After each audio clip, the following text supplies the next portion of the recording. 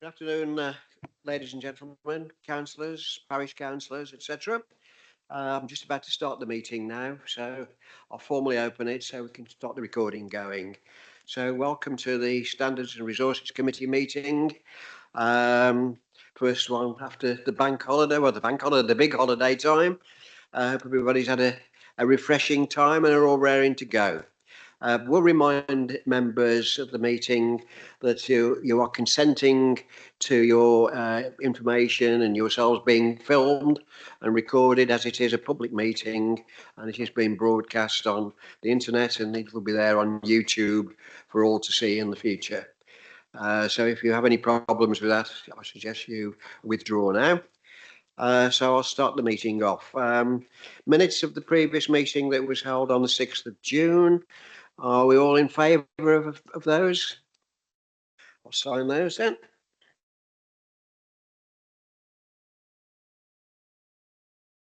Thank you very much. And are there any apologies, Mrs. Foakes? Yes, Chairman, we've had apologies from Councillor P Davis, Diane Holmes and Parish Councillor Mary Roberts. Thank you. No other apologies from the floor? Certainly, Councillor Reid.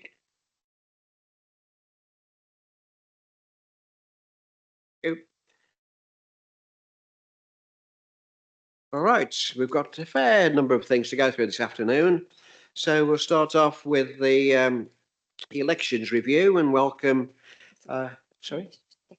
Oh, sorry, I've missed the declarations of interest. I always miss something out at the start. Are there any declarations of interest? Bearing in mind the subjects on the agenda. No?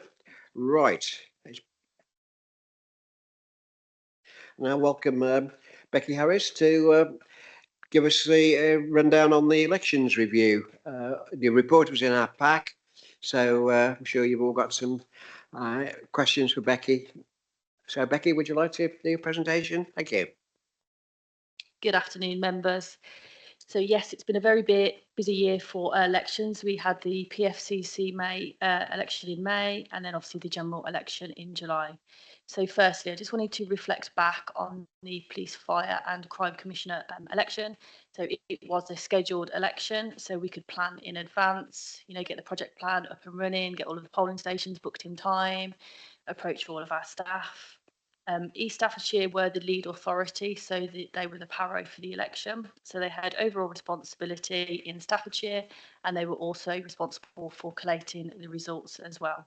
Turnout at PCC elections is traditionally low, and for this election it was just over 18% for South Staffordshire, although we did receive 55% of our postal vote packs back, which was a very good return. And as you all know, Ben Adams was re-elected. The PCC election was always going to be a good tester, really, of the Elections Act measures. We were anticipating that the general election would take place during 2024. So again, we were testing out some of our paperwork. We were testing out the community hub space, which we used for the first time. It was also the second run of voter ID as well, which had come into effect the previous year. And also online absent voting had come in as well. So again, we as a team were just getting used to the new processes and then just having to think again, how would this actually work for the general election?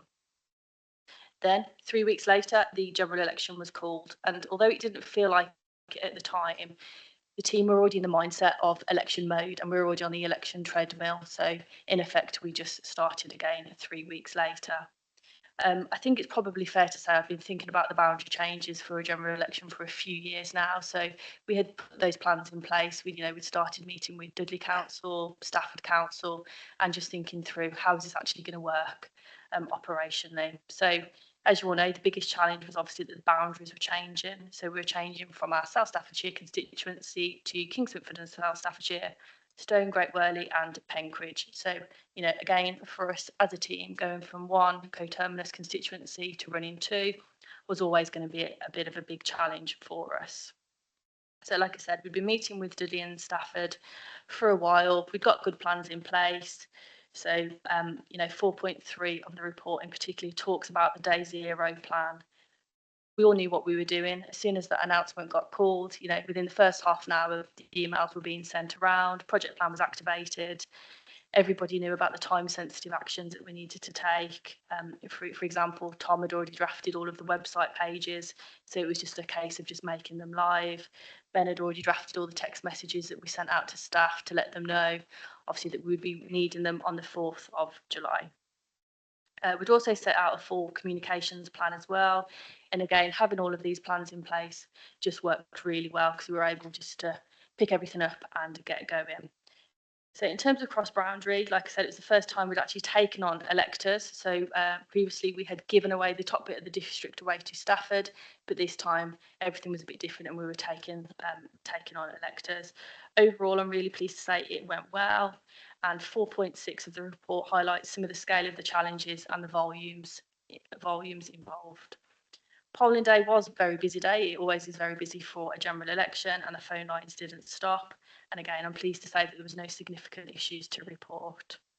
The count was a long night, having the 2 counts, but having the 2 counts as part of the community hub worked really well. Everything was in one place, so the acting returning officer could have access to both of the counts and just have that fluidity to walk between the 2 spaces.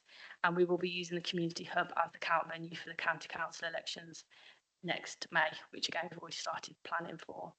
So I'll hand back to the chair now for any questions. Thank you very much, Becky. Are there any questions or comments from members of the committee? Councillor Mrs. Allen. Thank you. First of all, were there a lot of people turned away at the polling stations, please? Not for reasons particularly to anything to do with voter ID or anything along those lines. We do have the statistics and believe it was basically, I can pull them up, but it's very, very few people that were turned away. And those that were turned away because they didn't have any ID, a lot of them came back with ID and were able to vote. So very few people actually were turned away overall with it. Comms did go out pretty early with it, and actually, fortunately, because we had the locals last year, I think it did help with a lot of the electors being aware that they did need to bring ID to the election. So generally, it was a very, very small figure that got turned away. Mr. Allen, you want to follow that up? I just want to compliment you really. Massive task for the staffing as well. And did you manage to recruit enough staff? I saw the adverts out really late for trying still to recruit for some polling stations. Yes, we did. Yeah, I think the particular challenge for our counters, we effectively had to double our normal levels, but yes, we did. So I think the parish clerks pushed all our messages out, all of the adverts and everything. So yeah, really good take up on all of our staffing positions. Okay. Thank you, Chair. My question is about the postal votes. Did they all go out on time? Were they all received on time, or were there still a few people that had them late so that they couldn't register their vote? Thank you. Yeah, no, they were all dispatched on time and they were all received. I think we normally anticipate that we would do issue replacement postal votes, but for the general election, we didn't actually issue that many replacement votes. So that was good news. Councillor Mrs. Allen again. Yep. My final question is really about the number of rejected ballot papers on this ward particularly. It's 727. That's quite astonishing, actually.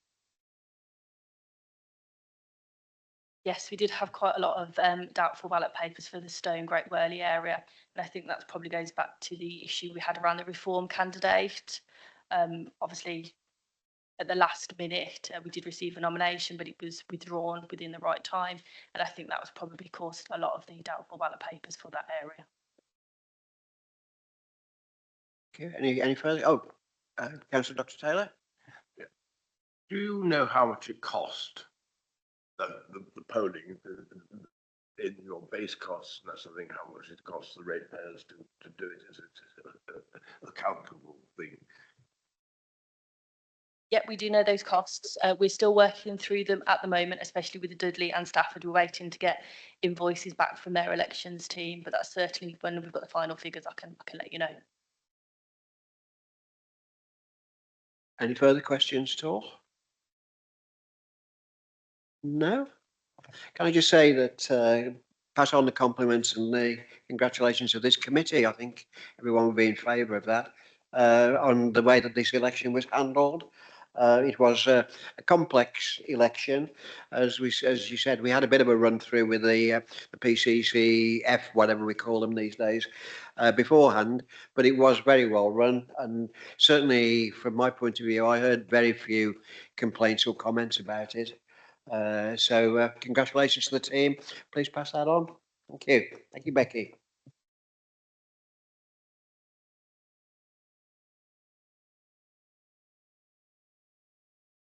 Next item on the agenda is the Equality and Diversity Progress and Proposed Work Programme. And I think Mrs Bridgewater is going to address us on this one. Thank you.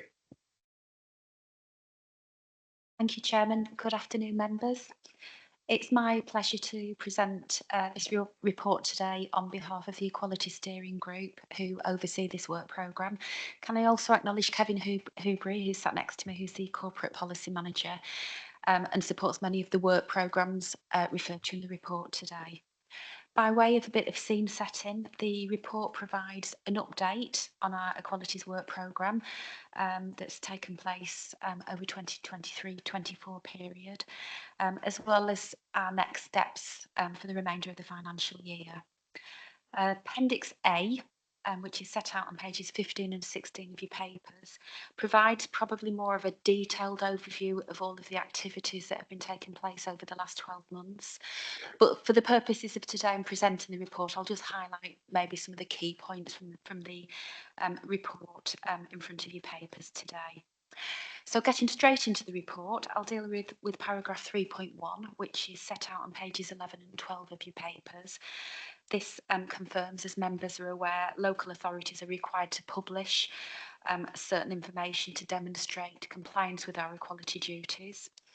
And in support of that, within the same paragraph, you'll note we've updated our Everyone Counts document, which serves as the Council's equality strategy.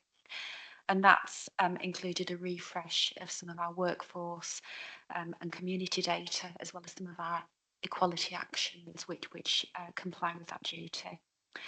The full copy of that Everyone Counts document is again within your appendices for your full information on page 17. Still in paragraph 3.1, again, one of the other elements within the equality duty is that public sector bodies are required to update their organisational equality objectives every 4 years. The steering group have updated the objectives to bring them in line with this year's council plan, and following consultation with service teams, corporate leadership team and cabinet, we've put forward the recommended objectives for the refresh within paragraph 3.1 under the themes of empowering our communities, quality services, and also employer of choice. Moving on to paragraph 3.2, again, as part of good governance, we've updated one of our other equality plans, that's our equality and diversity policy. Again, the full document is within your appendices for your full information, and that is on page 35 of your papers. A slight change of theme now, looking at some of our equality training data. The table in paragraph 3.3 provides a summary of training attendance to date. We asked staff to undergo refresher training every 2 years, and the council's made some good progress towards that. We've got just over 400 staff that have attended an equality refresher training. We've also had a good uptake from members, and we're looking to put on further equality refresher webinars later this year for any staff and members that haven't yet had an opportunity to participate. Just pulling out some of the themes from paragraphs 3.4 to 3.7, we've continued to progress equality impact assessments. We're working to align our service and performance measures to ensure that they match our community engagement plans. And some of the actions supporting that include supporting community groups across different localities, as well as promoting community wellbeing funding to local community groups as well. And finally, picking up on section 5 of the report, which deals with next steps, The first action we've completed, which is around identifying any major council projects or plans this year that may require an equality impact assessment. That's all captured in our forward planning process. We underwent an equality audit. We were really privileged to receive a substantial assurance rating, but we also got recommendations from audit around continuous improvement. And one of those recommendations was around equality impact assessments, really getting them embedded so we get that consistency across services. So that's something we'll continually work on. And the final point within next steps in that section is we'll be doing further work on our employer of choice programme. Clearly recruitment and retention is a really topical issue and a challenge for local authorities and the local government sector. We're looking to get an external critical friend or peer assessment to look at that work programme, particularly our messaging on our recruitment portal, with an eye on inclusion and equality, but also attraction of talent. So we'll be taking that forward this year. So I think that's a summary of some of the key headlines from the report. As always, thank you, members, and myself or Kevin would be more than happy to answer any questions or take any observations or comments from yourself and the chairman. Thank you. Thank you, Wendy. Are there any questions or comments from Councillor Mrs. Allen? Thank you. Firstly, at 3.7, is there much funding for community wellbeing and health, and how's that accessed now? Thank you. Yes, we've been promoting 4 pots of money through a community wellbeing range of community wellbeing funds in over the last year. So there are the main community wellbeing fund is the remainder of the COVID response fund, and that starts about £240,000 in total. That's funded a range of projects across the district, and that's almost entirely spent now.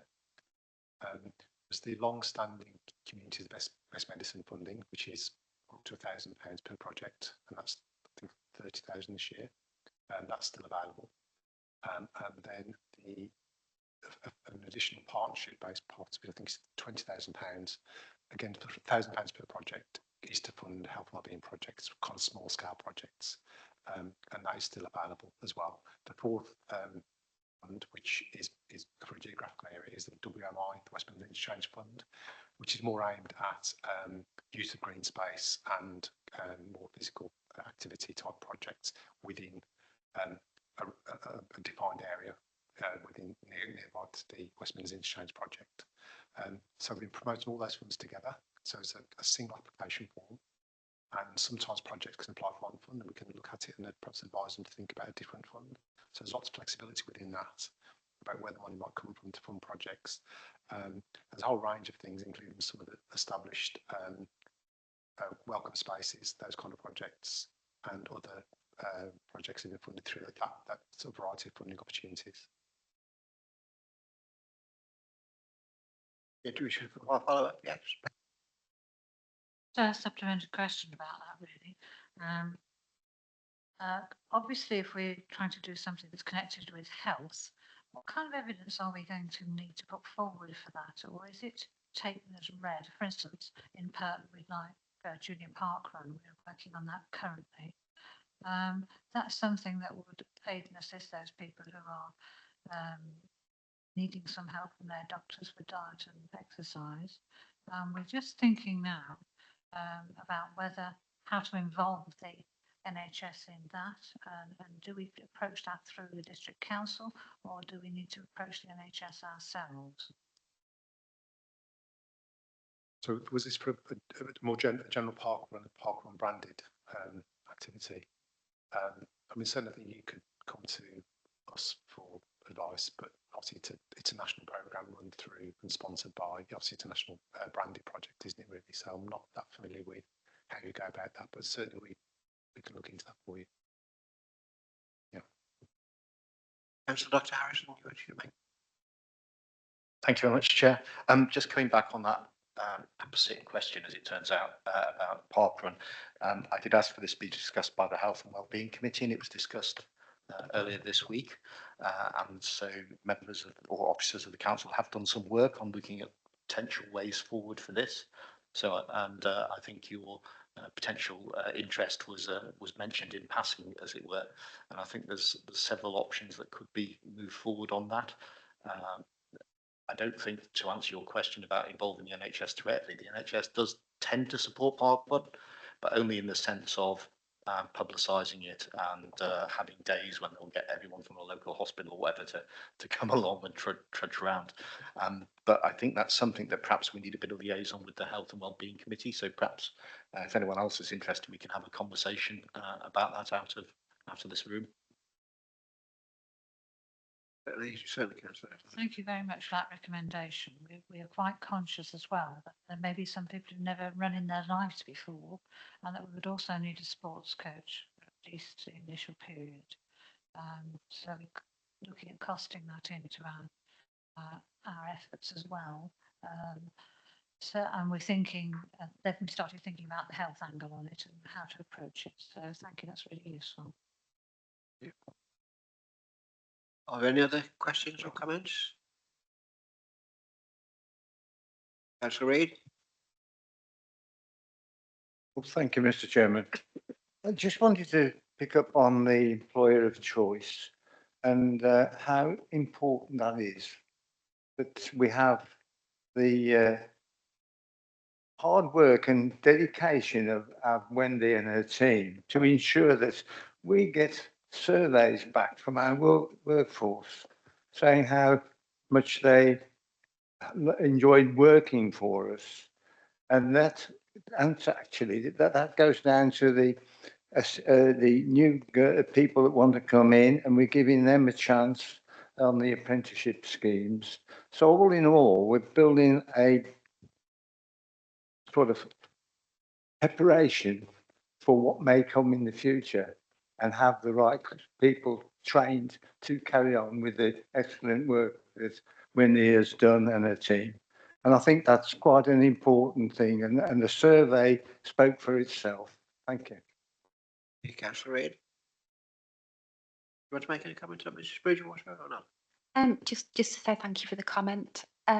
We interestingly on the survey, I can't believe it's a year ago. We're now we've just closed our 2024 employee survey, so we'll be spending the next few weeks just analysing the results, and hopefully we'll be coming back to this committee with a further update on our latest staff survey shortly. Thank you. Councillor Mrs. Allen? Thank you. I note at 3.6 that you're looking for some volunteering activities for staff. How are those collated, and do we just as a parish council, for instance, send those in to you, or how are members being invited to send work that might be possible for them to do?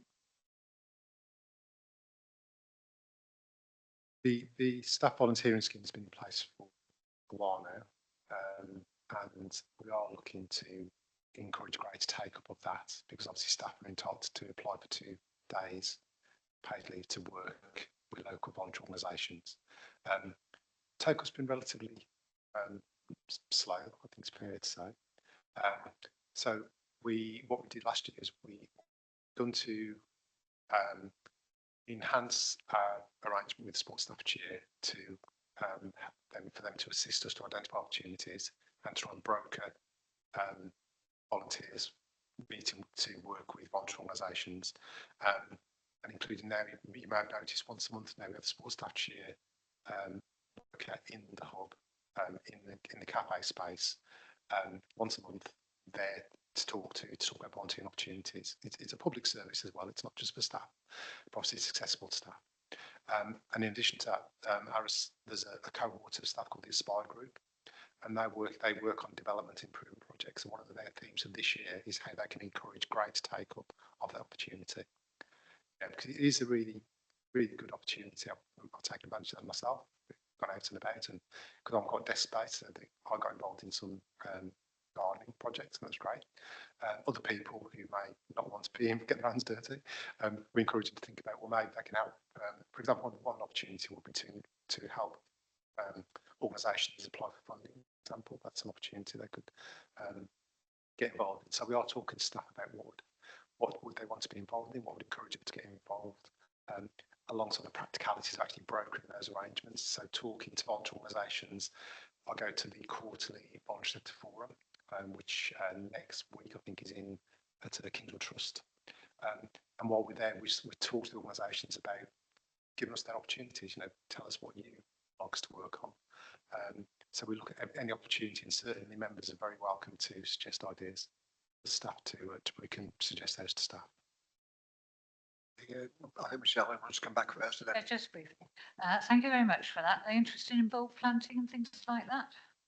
Okay. Sorry, certainly that's a regular one then in the Wombourne Cemetery. A lot of staff have been and done that one annual. Councillor Burnett. Thank you, Chair. I was led to understand when the scheme first was mooted that opportunities would be put up for staff, but if the staff don't want to do them, then the work won't get done. So is that correct, or are you trying to make sure that all the staff do something? Thinking of a couple of projects in Millbrook, thank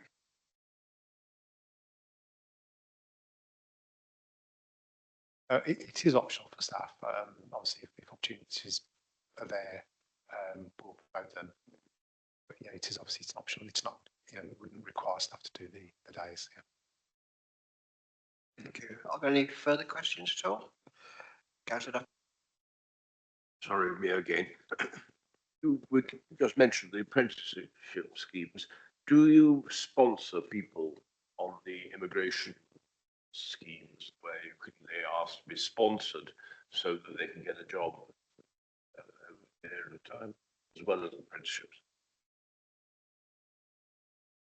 Theoretically, we'd consider that if we needed to recruit somebody, particularly if it was a hard to recruit post. It's not something that comes up on a regular basis, I'll be honest with you, but certainly it is something we'd consider if we needed to do that for a post. Any further questions at all? Just an observation from me, Wendy. I noticed, in the newspapers, not every day, but quite frequently, there are cases in various courts at various levels about equality and diversity and whatever. Did we get any feedback about those and what impact that might have in terms of our own policies or good practices, etc.? I think we naturally try and keep an eye on any emerging policy, and that includes any cases, obviously, that are publicised. One of the key areas, what I would say, is around informed decision making. And you will have picked up in the report and in the presentation, I mentioned something called equality impact assessments. And that's one of the most critical points that I would say that's important for decision making in public authorities, that we always assess any equality implications on any major decisions and policies, so that we can identify any unintentional adverse impact on groups that share a protected characteristic. That is a theme that can come through quite frequently during some of the cases that are publicised. And that's why that plays such an important part of our equality plans. Thank you. Any further questions? Councillor, Mrs. Allen?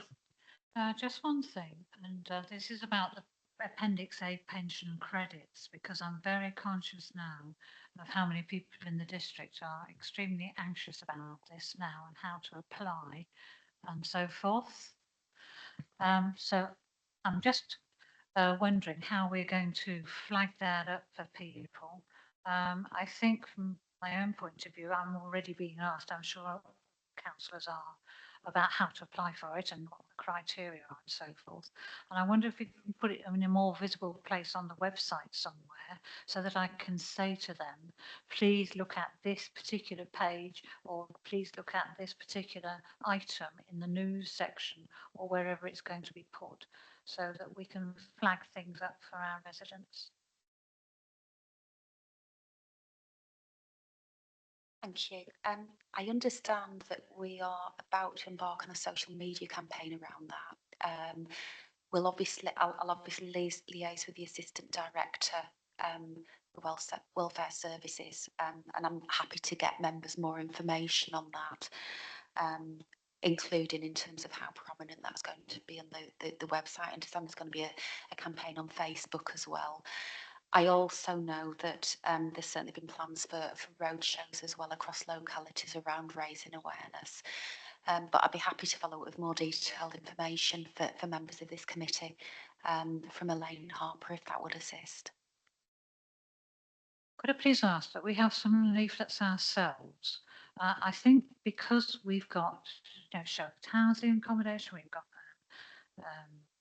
all kinds of people that we know in social housing in our own areas, and because we're being approached by those people, and they're not necessarily people on social media. As you know, it's the oldest and most vulnerable people who are desperately anxious about the whole issue. And I think if you've got a leaflet we could put in that, and that'd be really helpful. Thank you.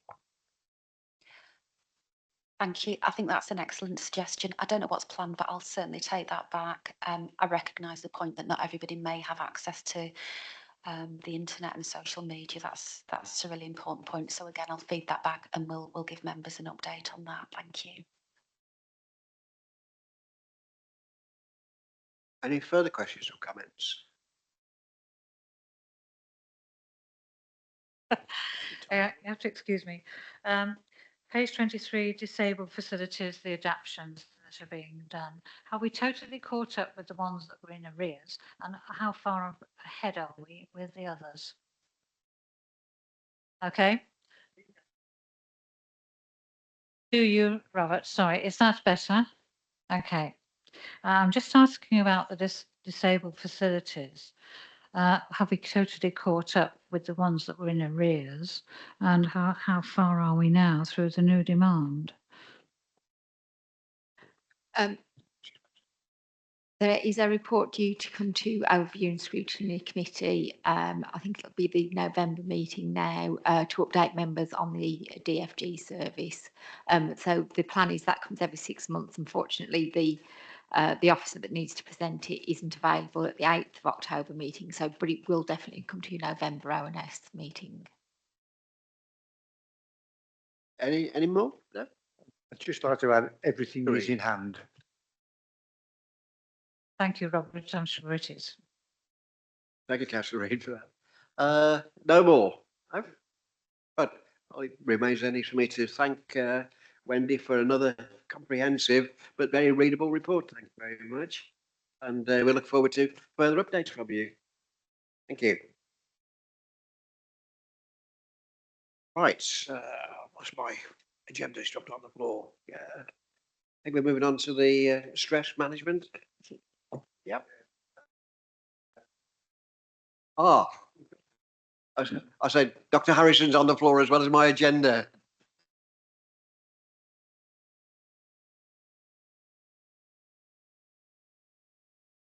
So I had a question from another councillor earlier this week about moles. So perhaps Councillor Dr. Harrison was actually putting something into practice about looking for moles.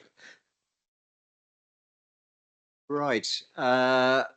We move on to item 6 then, the stress prevention policy and wellbeing conversations. So we have a report from Jenny Rhodes. Thank you, Jenny. Thank you, Chair. The report this afternoon presents the updated stress prevention policy and the complementing conversations guidance. The policy is an updated policy and it's our existing policy that has been revised and updated. The policy sets out guidance and support that the council offers to our employees, and the wellbeing conversations complement that and are the sort of starting point of those conversations. The wellbeing conversations are encouraged across the authority, but if there are any occupational issues, any workplace issues that are identified, then the tools within the policy help, and the individual assessments that are there can be used to help employees. And the policy itself has quite a lot of support in there for managers in helping them to manage stress, both for individuals and within wider teams as well. It's a very practical guidance. For example, it's got guidance on spotting signs of stress. So it's a very useful tool for managers to be able to use. If the stress indicator questionnaire is completed, then the health and safety team support managers in interpreting the results from that and then implementing the assessment and any control measures that have been identified as part of that.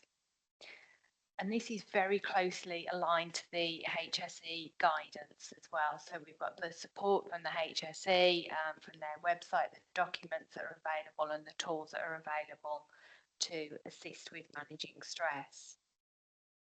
The policy itself also contains individual assistance and strategies for dealing with stress.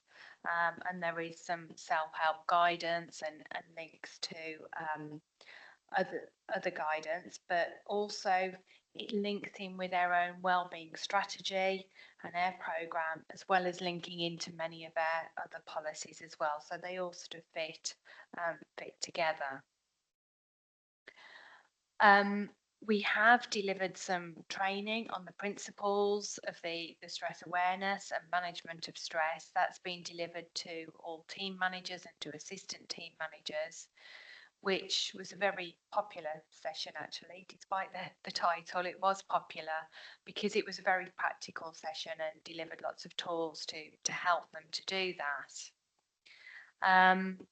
We are intending to launch the policy and associated wellbeing guidance in the autumn, and we will also supplement that with a frequently asked questions guidance sheet so that managers and staff understand, you know, when the use of wellbeing conversations is appropriate, and then perhaps when it sort of moves more then into the stress policy. Up until now, we've been using the stress indicator, and again, that's been very well received.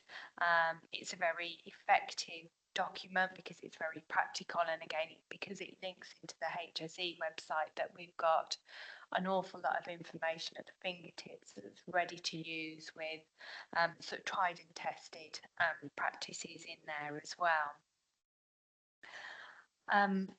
Wendy, is there anything that you would like to add at that point on the wellbeing conversations document? Thank you, Jenny. I'll keep it brief because I think Jenny has covered the report completely. I think what I'd just emphasise about the wellbeing conversations booklet is it's intended to be a framework to support managers having conversations about wellbeing with members of the team when that is appropriate. But you'll notice from the booklet we do recognise the role of experts in this area, our managers. Clearly there are parameters around their role, and we also have support around that for signposting people on when they need more expert help, and we do have a counselling service to support those arrangements. So having said that, we do know that conversations, timely conversations and supportive conversations are important because that can reduce the stigma, the perceived stigma sometimes with mental health conditions, and it can advocate for mental health resources and encourage people to seek help where that's appropriate. So the toolkit provides lots of options and practical suggestions that managers can offer at work to support people. We've got a lot of wellbeing resources around self-care that staff can use in their own time. But on top of that, within that booklet, there's lots of adjustments for managers to offer where that's appropriate, whether that's adjustments to the job, whether that's flexibility or, as I say, signposting for wellbeing resources and support. Thank you.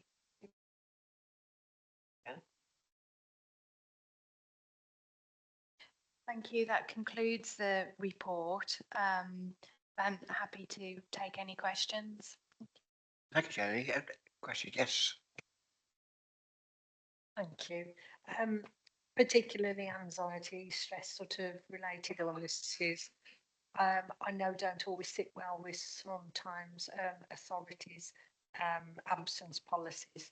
And I just wondered what policy is used in the council and does it have a manager's discretion in there? Because I think anxiety is one of those things that can cause people to get into problems with their absences if they're not constant. And thank you. Thank you. So anxiety or mental health conditions we view as a health condition under the policy. We don't distinguish between that and a physical health condition. We try and take very much a preventative and supportive approach. Again, the conversations and the guidance feeds into that, and then we can look at what support is in place and encourage the employee to engage in more support where that's required.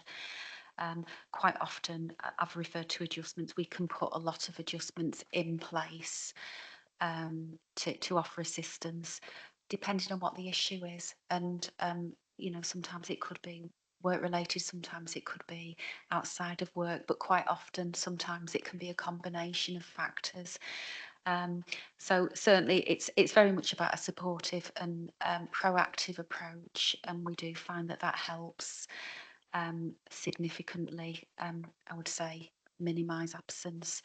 One of the tools we've got in our absence policy as well is that we can, for a temporary period of time, make adjustments, including reducing hours, if that will take, just ease things for employees with no loss in pay.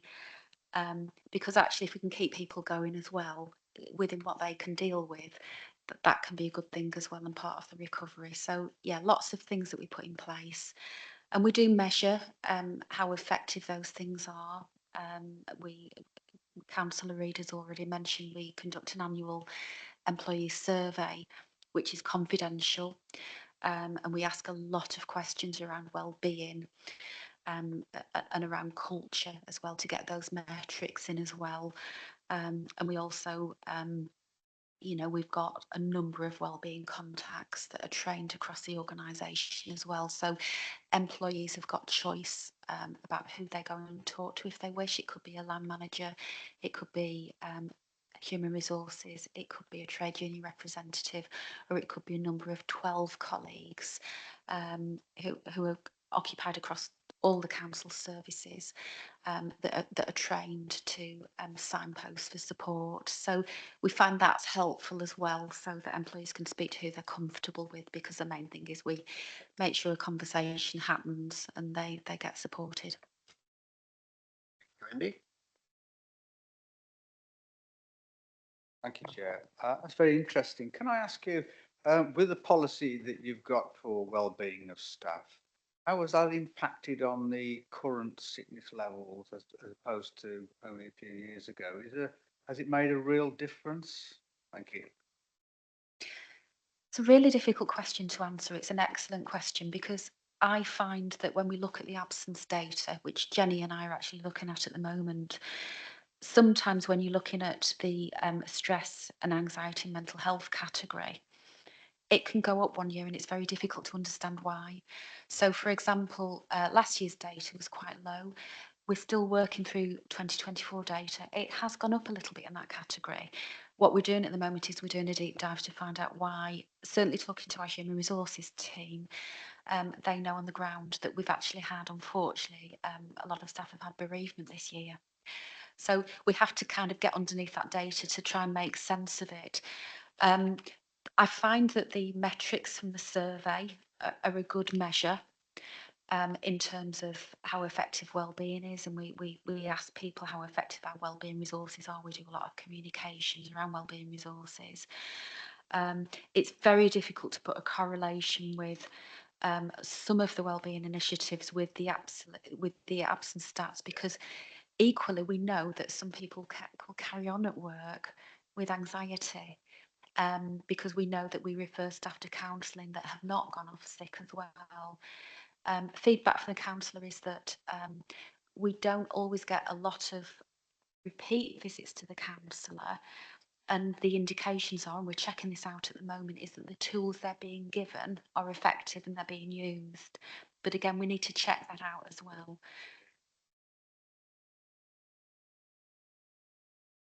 Any other question? Oh, Councillor Mrs Allen? Just briefly, has the working at home policy made any difference to the stress levels? It's an excellent question. I suspect if we ask the question, I think that would be mixed. I think what we've got to consider is obviously in terms of what the workload is, as well as where the working location is. Certainly working from home will give flexibility. But I would say that obviously sometimes there can be a lot of factors, can't there, in terms of day-to-day work, in terms of stress-related conditions. So sometimes there can be a correlation with that. I think giving people that space, that protected time helps. So feedback, we have initiatives such as where it's possible, because we know on a Friday it tends to be perhaps quieter in terms of the inquiries we get, depending on job role. Staff do tend to use that as a bit of a catch-up day. So, for example, if you write a lot of reports and you're getting less queries through, you know that that's a good time. So we tend to get feedback that those sorts of initiatives help when you're working from home and you can have that quiet day, you're taking less queries. But if I'm absolutely honest, it's not a direct question that we've asked in the survey. I think it's an excellent question and I think it's one we should ask. But I think we'll probably get a bit of a mixed response, depending on obviously in terms of what's happening in terms of peaks and troughs with workload and other things. But it's certainly something we'll consider asking in the survey. It'd be interesting if you could ask the other people who would normally be at home whether their stress levels have gone up as a result of the member of staff being at home. I remember when my father was getting close to retirement, my mother said, for God's sake, can you keep him working? I don't want him at home. Yes. Yes, Councillor Reid. Thank you. I don't want to stop your flow, Penny, but it's just the difference that's just been mentioned about working at home and in the offices here. I mean, the managers can spot things that are not quite right, and that is the key, isn't it? To sort of notify yourselves that there's something bothering this person, and to catch it before it gets too far, goes too far. But at home, working at home, that's a very, very difficult situation. It's got to be spotted on workload only, hasn't it? Not those indicators that somebody's gone quiet and they're not the usual self and all these little indicators. So it's a difficult one, that one. Okay. Again, I think that's a really good point. One of the things that we have found very helpful, we've provided a lot of detailed guidance to ensure really good, strong engagement and communication for people when they do work virtually from home. But we've actually found the virtual technology really helpful in keeping in touch with people, because my personal experience as a manager is quite a few years ago, I could be in an office and I might not see the team as much. But we have a lot of regular check-ins using Teams and that virtual technology. And you can spot working patterns as well, you know, so that we can make sure people aren't working too late or long hours as well, and issue some friendly reminders just to say, you've done enough. And we can spot as well about taking breaks and things like that. So it's interesting, it's a mixed balance, but you are right, as well as obviously measuring work outcomes, we need to make sure that people are taking breaks as well. But the virtual technology has been a real asset in that regard. Councillor Mrs Allen? I was asking the question because I'm conscious with the government's protected time that they're proposing that people would not work outside their working hours and not be disturbed unless it was an emergency. How are we going to measure that for the future? And I know in other organisations I sometimes receive emails very late at night, for instance, or very early in the morning, when you wouldn't normally expect somebody to be working, and that's an easy way to measure whether people are working outside their usual hours. And I'm just wondering if we need to put some sort of policy in place so that there is some regular checking going on. Thank you. That's an excellent question. We're working through, obviously, any emerging policy to make sure that we can update all of our employment policies. We have a very flexible working arrangement, and it's driven by customer and service need. But subject to that, staff can work through a wide band of hours across, if they wish to, 7 days. That's something that worked particularly well during the pandemic to assist with things like caring responsibilities and homeschooling. It's not mandatory that they do that. So the working patterns can vary according to service need across the services. But I would say historically, I don't believe that that has been a major issue in our council in terms of disturbing people out of those hours. We employ a lot of good practice around that. So we have, again, using the virtual technology, we have a team status around people when people are not working, and we respect that. We also have a standard phrase that we can use on our emails if we send an email, because we all work different patterns, to say that if you've received this email and it's not within your normal working pattern, please note there's no expectation for you to respond until you're back at work. And we try and encourage that, just to really promote the right culture. So we certainly wouldn't have a practice where we are disturbing people outside of the working hours. Obviously, we have appropriate on-call arrangements if we have any emergency issues to respond to, and we've got those arrangements set up and agreed with staff. But beyond that, I would say it's a non-existent issue at this council. But we won't overlook that when we're updating our policies, because obviously it's important that we emphasise that. Councillor Bennett. Thank you, Chair. Are you using tracking software for people who work at home? Can I just check what you mean by my understanding about what you mean by tracking software? Logging in, logging out, times worked. Thank you. Thank you. We have some detailed guidance around time and attendance, and it's managed locally within teams. We do have a recording form for hours where that's required, and so, for example, some services will have a detailed rota, so it's very clear when people are working. If you've got large services with lots of staff working various different working patterns, then certainly that's helpful then that we have a recording of hours. But we very much work on recording of measuring outputs and outcomes. We've got very clear guidance in place around expectations. If people are working virtually and more flexibly, that's very important.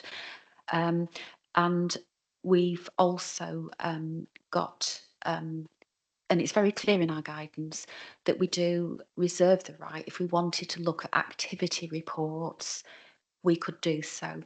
We would go through a reasonable process to do that, because our culture is very much, we operate on trust, but also accountability is very important. So each service, the managers will certainly be looking at monitoring work tasks and productivity. And we would go through a reasonable process where we would have a discussion if we did have any concerns in the first instance. But we do have that facility if we ever needed to, if we'd got any concerns. Are there any other questions? Thank you, Mr. Chairman. Yeah, I think there's a misconception about working at home and pleasing yourself. Actually, it's the opposite, because I've spoken to one or two officers during the course of my work here, and they tell me that they get far more done working at home because they don't get interruptions, people come in and asking questions, and they don't lose the flow of their work. And the other thing is that when I had somebody working for me, I gave him the job. I knew pretty well how long it should take him, because that's your own experience. And if it didn't turn out as I thought it would have done, I think, what's happened? you know, or so and so broke down. So, you know, without anybody recording it, whether or not they're on top of their job, and if they're not, there's a problem. So it is a connection with people, isn't it? That's what it's all about. Thank you.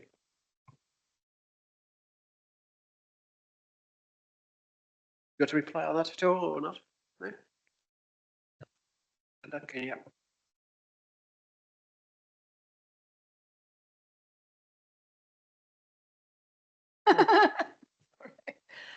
What it is, it's just, sorry.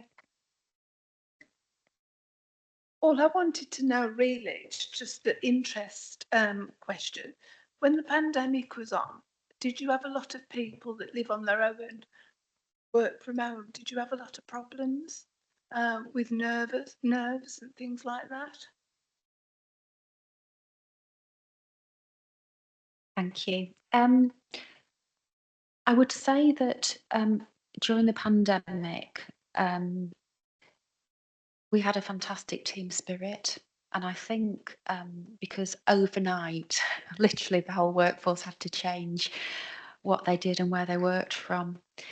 And we put in place a lot of creative keep in touch methods whilst we were getting through the virtual working technology, whether that was using telephone, whether that was using WhatsApp, to work together. And we didn't, I would say, pick up an awful lot of issues around people working on their own. But what we did find is after a while, some people did miss the connections of colleagues. It was a big adjustment. So where we could and when it was safe to do so within the community hub, obviously there were some restrictions where we couldn't open it at stages.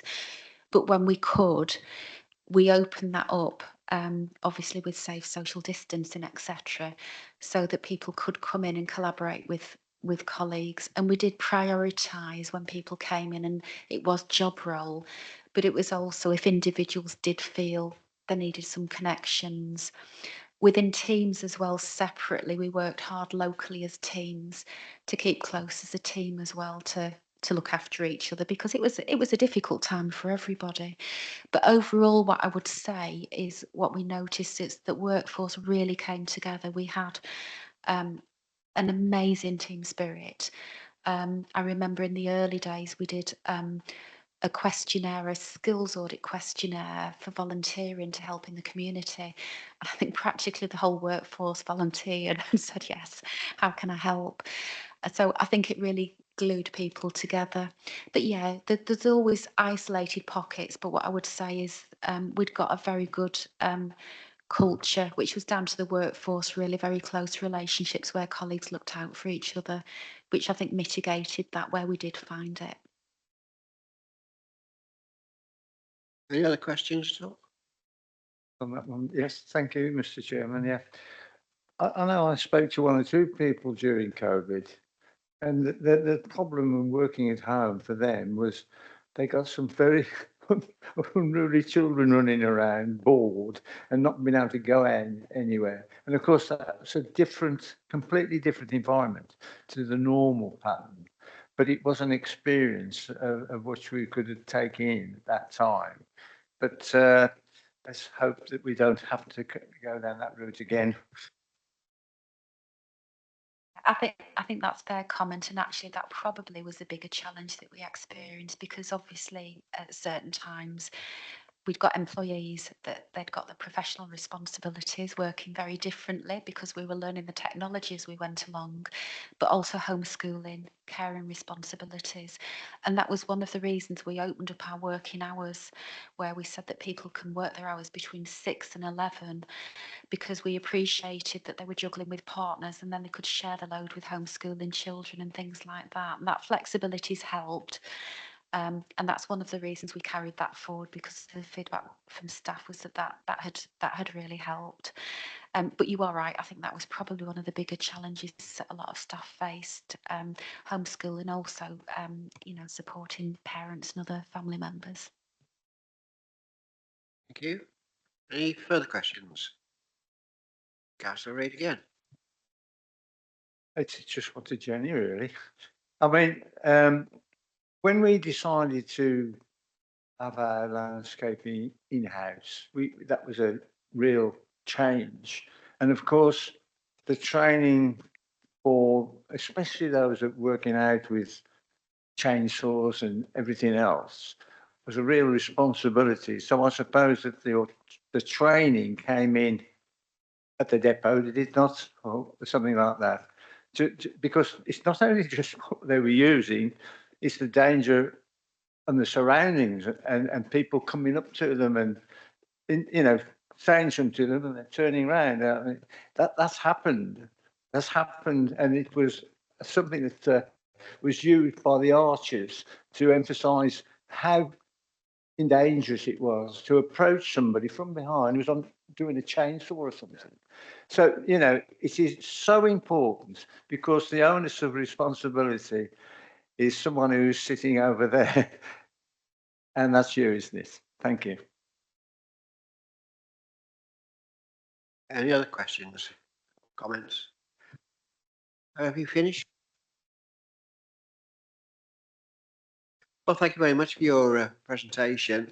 You can see, obviously, members have found it very interesting from the volume of questions and comments, and it is work in progress. And I think we'll look forward to seeing you come along again in the future and giving us a further update. So thank you for that. We'll move on to the next item on the agenda, which is the report on work programme and complaints from Mrs. Fowkes. Thank you, Chairman. Good afternoon, members. So the normal update report, just to confirm there are no current code of conduct complaints being dealt with by myself as monitoring officer. We started some code of conduct training session for parish councils, did the first one last night in Penkridge, and then we've got them scheduled in by locality. We're just waiting for a venue for locality 3, but the other localities have got those scheduled in over the next few weeks. What I would say is for those members that do have connections at parish council, please encourage your parish councillors to attend those sessions. As you may be aware, for those parishes that have adopted the revised code of conduct as we have here at the district council, you do sign up when you sign up to that code of conduct to say that you will undertake code of conduct training. So I would ask you to encourage your colleagues at parish to attend those sessions if possible. Just on that as well, we are doing a session here for locality for at the community hub, and we will record that session. So for any parish councillors that aren't able to attend any of the locality based ones, we will make that available via your parish clerks. Moving on to paragraph 3.3 of the report, register of interests. I quite often get notified by individual members that they wish to update their register of interests. As you know, you all complete one post-election. However, speaking to the chairman on this and thought it was a good idea if we actually introduce an annual renewal process. So it's quite easy. I think you all as members have lots of interests. They do change from time to time. It is quite easy to forget to potentially update your register. So what I'm proposing is that each May, as monitoring officer, I will send round a requirement for each elected member to review and refresh their register of interests. And on that basis, hopefully that will assist members in making sure that that register is kept up to date. And there's a specific recommendation before you today asking for support for that measure. So local government ombudsman, there is one new decision which is appended to your report as Appendix 1. As you'll see, it was in relation to a planning matter. The complaint was dismissed by the ombudsman as there was a right to appeal which had been exercised by the complainant. The annual letter from the ombudsman has been received, and that is subject to a separate report which I'll come on to later on your agenda. There have been no formal complaints, internal complaints that have gone to stage 2 of the process and been upheld so far this year to date. Moving on to data protection, again, you've got a separate report elsewhere on your agenda in respect of the policy and oversight of that, but just to confirm there have been no significant data protection breaches this year to date. Finally, within this report, members, is the work programme. As you'll see, as always, it's changed slightly from the original one and almost invariably will change again, but we are on track to deliver as planned in accordance with the original agreed programme. So the recommendations before you today, members, are that this committee notes the contents of the report, and secondly, that members support the proposal for the introduction of annual review of the Register of Interests. Thank you, Chairman. Thank you, Mrs. Fax. Anyone got any comments or questions at all for Mrs. Fax? Councillor. Yeah. When you're talking about inviting parish councils, does that include the clerk as part of the parish council? Because I think that sometimes it's beneficial for them to attend it, to pass on some of the information perhaps the parish councils themselves couldn't attend or whatever. I just feel it's quite important. I think we've had this discussion in this group before, Councillor Reid, and we did agree that it was important for the clerk, because often the clerk is the first port of call for people that have got queries about this. And I think we did agree that it was perhaps not mandatory, but certainly very a needy thing for clerks to attend that and be familiar with the code of conduct. Mrs. Fox, any further comment? Just to confirm, yes, the invite to the 5 locality sessions that we're doing have included the parish clerks for each of those sessions. Perhaps, Mr. Chairman, through you, it should be something that you could add on to the invite. Please ensure that your clerk attends. Okay, any further questions or comments? Is the committee willing to accept the recommendation that we have an annual review of our register of interests? Yeah, yep. Anyone against that? No, so that's the same. No other comments. So I will only make one further comment about that, and that is that whenever we talk about the work programme, we're always open to any suggestions for things to be added to the work programme, provided they're within the remit of this committee. Okay. Dr. Taylor. Thank you. The annual review that includes that is parish as well as district councillors, and how obligatory will we be fined, as it were, by you to hold over the coals if we don't actually formally review them? No, I will be contacting, following the members' approval today, I will be contacting all parish clerks, encouraging them to adopt an annual review as well, but it will be a matter for each parish whether they wish to do that or not. It's not a mandatory requirement. I think it's fair to say, though, that if members have not kept their register up to date, there could be some consequences in the future. It's not up to this council to impose a fine or any other sanction, but we have got case studies where councillors have either been fined or removed or suspended because of the register not being up to date.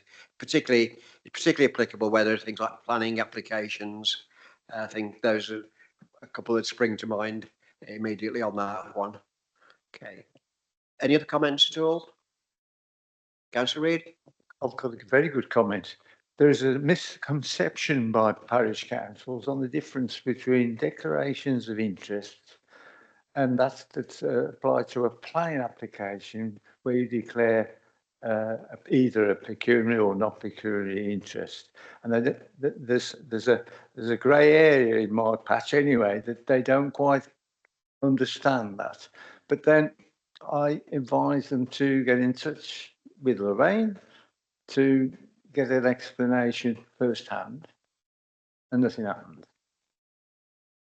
But it's just a point that I wanted to raise on that issue. Thank you, Councillor Reid.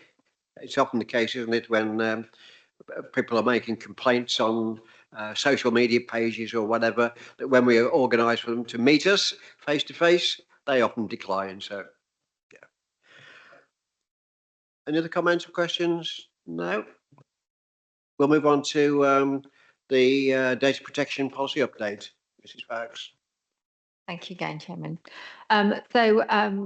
Members, you may recall that last year we updated data protection policy. It was kind of a fundamental renewal last year. I've reviewed it again this year. There are no major changes or indeed any changes required to the policy. It remains fit for purpose and up to date. The policy is appended as Appendix 1 to your report and asking your renewed approval of that policy today. Moving on to data protection and breaches, I'm pleased to report there have been no reportable breaches within South Staffordshire Council since the last report to this committee.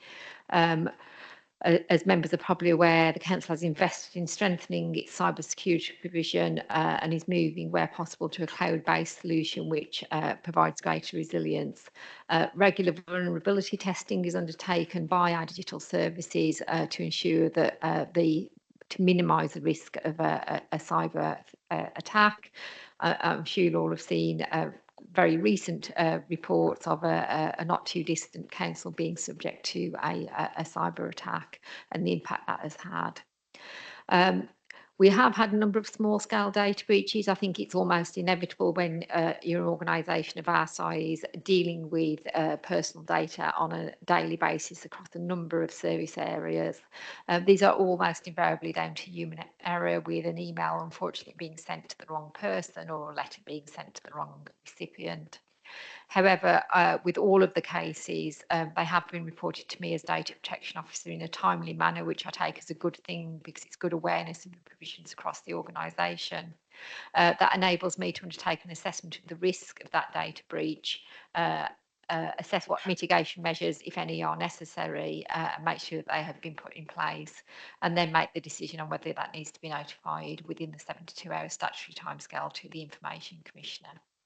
As I say, we haven't had any that have required reporting to the Commissioner or indeed have posed a risk of harm to the data subjects and therefore required notification to them.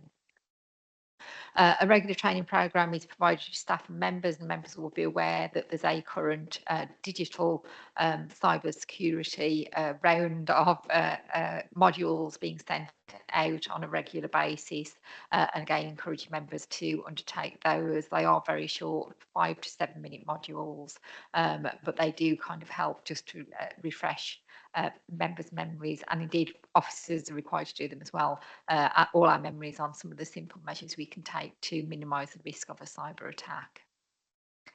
So members, just one recommendation, and that's that you note the current position with regard to data protection and reaffirm the policy. Thank you, Chairman. Thank you. Have any questions or comments to Mrs. Fox? Data protection? No? I did find it a bit confusing in terms of those training modules.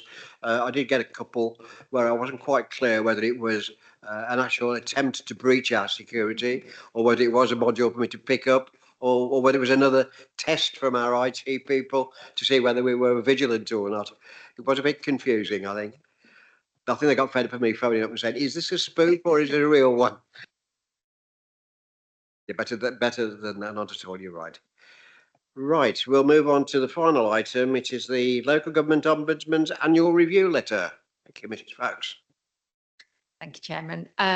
Members will be aware we get an annual letter from the Local Government Ombudsman. I'll just refer to them as the Ombudsman from here on in. They provide an independent service for members of the public that are dissatisfied with any council service, and it's a requirement that a complainant has gone through the internal complaint system, both at stage 1 and stage 2, before they go off to the Ombudsman. So in the period covered by the letter, the council had 3 complaints referred to the Ombudsman. That compares with 8 for the previous year. So we had seen a reduction of complaints going off to the Ombudsman in the relevant period.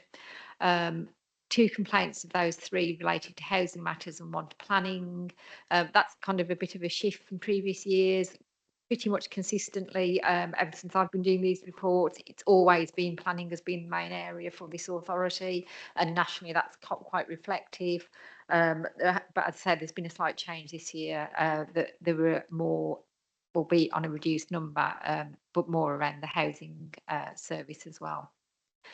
So 4 cases were decided by the Ombudsman in that relevant period, and there's the discrepancy between complaints received and complaints decided because they overlap depending on when they come in on the end of the year. Of those 4 cases, 1 was referred back for local resolution as a premature decision. They hadn't gone through our complaints procedure. 1 was closed after initial inquiries as no investigation was deemed to be warranted by the Ombudsman. And in 2 of the other cases, the LGO, the Ombudsman found fault and injustice. Members will be well aware of the second case, which is around a DFG, which has been reported to this committee, I think probably on a few occasions now. But that was in relation to when the DFG service was administered by the previous contractor. As members again will be aware, we've entered into a shared service with Stafford, and I'm pleased to report that that service is working well. And again, as mentioned earlier in today's meeting, you will receive a full report on that to overview and scrutiny, but that will hopefully give you reassurance to members that that revised service via Stafford it is working well, and we're not experiencing those difficulties. And in fact, Stafford have taken over kind of the resolution of that outstanding complaint and have been excellent in seeking to bring that complaint to a successful resolution. The planning case was one where the council had accepted the fault prior to the complaint going off to the Ombudsman, had already remedied the fault, and the Ombudsman was satisfied with that and deemed that no further action was necessary. Just as the report points out, a hint of caution here around statistics. I think, was it Oscar Wilde who said about being cautious about statistics?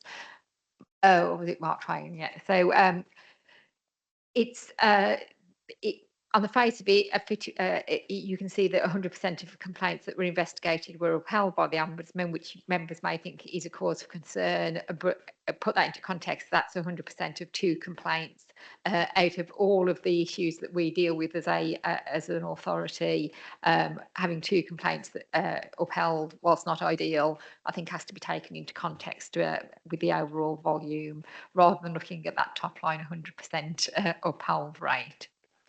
I've already mentioned the second case, and as I say, you will receive a full report on that to overview and scrutiny. The report then sets out some further detail in respect of the breakdown of the complaints. But moving on to 3.8 of your report, the newly appointed Ombudsman, Ms. Somal, in her introduction to the annual report, refers to the importance of effective oversight of complaints, and I think this committee discharges that on behalf of the authority very well. As you know, all complaints are reported to this committee, and any wider corporate concerns or lessons learned would be picked up as part of that. In this year, the council refreshed its customer feedback policy, and as members will be aware, we incorporated some of the key recommendations from the complaint handling code issued by the Ombudsman to make sure that our practices reflected what the Ombudsman is saying is kind of the gold standard, if you like, for complaint matters. So there are no further actions recommended at this stage as a result of that revised complaint handling code. Our code and procedures are compliant with the LGO code. So there's one recommendation, members, and that is the committee notes the contents of the Local Government Ombudsman Annual Review Letter. Thank you, Chairman. Are there any questions or comments from Mrs. Fox? Dr. Harrison. Thank you, Chair.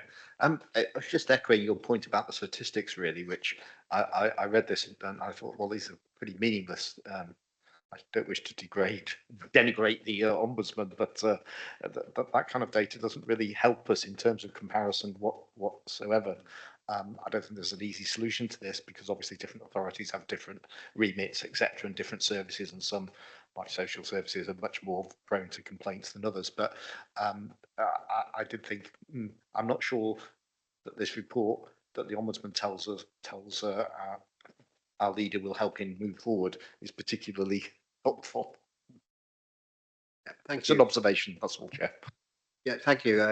Mrs. Fox and I did make a very similar observation as soon as we saw the report, and we just wondered whether there was a better way that the Ombudsman could put that over.